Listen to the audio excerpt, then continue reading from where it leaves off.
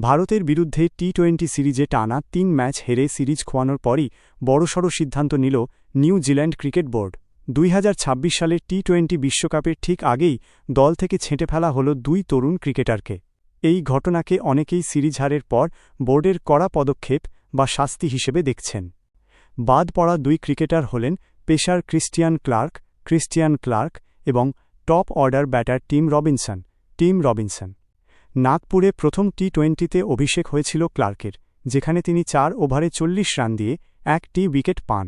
অন্যদিকে রবিনসন ১৫ বলে মাত্র ২১ রান করতে সক্ষম হন। পারফরম্যান্স আশানুরূপ না হওয়ায় এবং সিরিজ হাতছাড়া হয়ে যাওয়ায় তাঁদের দল থেকে রিলিজ বা অব্যাহতি দেওয়া হয়েছে।